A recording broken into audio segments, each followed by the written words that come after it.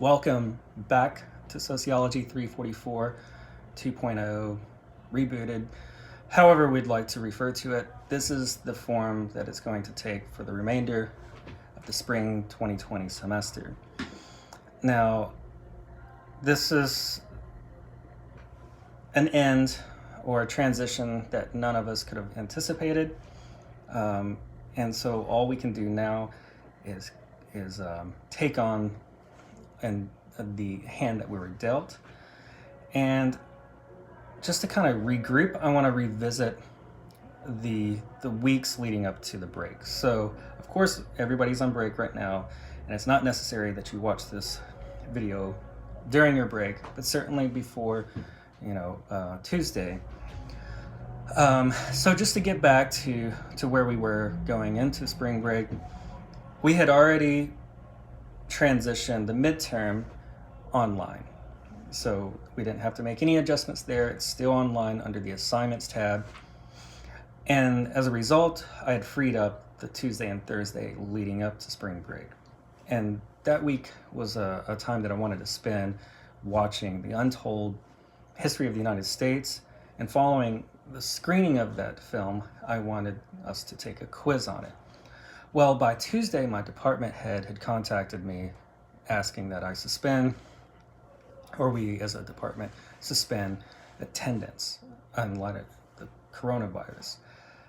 So I didn't take attendance Tuesday, and by Wednesday, it looked as though UT was going to be moving along with Vanderbilt and Berea College and other schools, that we were going to be moving online as well. So I canceled class Thursday, got moving into spring break, and began to kind of regroup, of course. Since then, as we all know by now, UT has moved to a purely online format for the remainder of the 2020 semester. So if I could, I just want to kind of briefly catch us up to where we are now in light of these changes. So the midterm, of course, is online. That had taken effect before the break. Since we weren't able to meet the week leading up to spring break and screen the untold history of the United States, I scratched the quiz on that, and instead I've just reworked it. Quiz 3 now is on how we politicize things like the coronavirus. So that's available. And Quiz 4, which is a series of fill-in-the-blank questions, is online as well. So we have Quiz 3 and 4 and the midterm all available on Canvas under the Assignments tab. But what I really want to call attention to is our final project. As I said a few weeks ago, I've elected to instead of assigning a research paper, I instead thought that it'd be more beneficial for us to do an annotated bibliography. So the form that this is going to take, Mark Holstetter in the Religious Studies department is responsible for teaching me this approach. I've had other professors who have had similar techniques, but I think this method is the most concise and works best for our purposes. He refers to this assignment as a critical reading note or critical reading notes. So what we're going to do is we'll take one reading from each of the 3 sections of the semester. Part 1, Part 2, Part 3. First part being state and society, second, power, finally, social movements. And so just select one reading from each of those and follow the instructions and fill out a critical reading note on a selection from each of those 3 sections. So that will give us a total, at this point, 3 entries. So in addition to those 3, you're required to select 2 chapters from the Domhoff book, 2 chapters of your choosing, and annotate those as well. The instructions are can be found under the Assignments tab, and if you have any questions, by all means, get in contact with me, email, call, my contact information, of course, is on the syllabus. And so there's 5 entries that will be required. So 3 from the readings that are posted to Canvas, and then 2 from the Domhoff book. And finally, I elected to give the option of an additional extra credit, 6th reading. So this is where you can kind of bring in your own interest.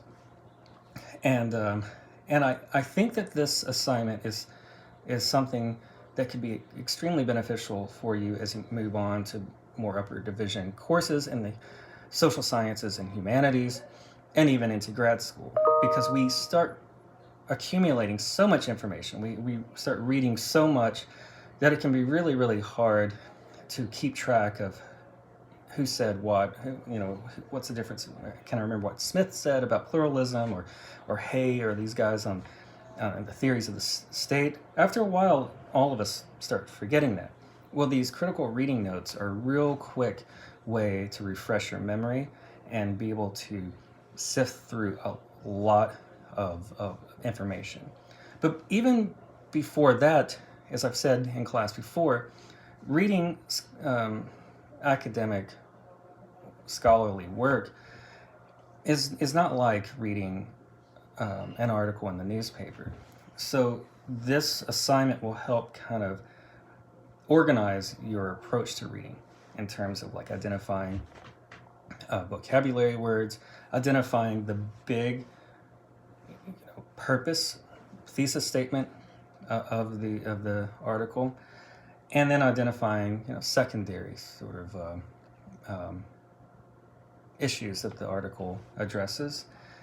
And then lastly, but certainly not, don't overlook this section. The final thing that you're required to do in the assignment is develop a question that is inspired by the reading. So if we were to have a class discussion, what would be a question that you had from the reading that might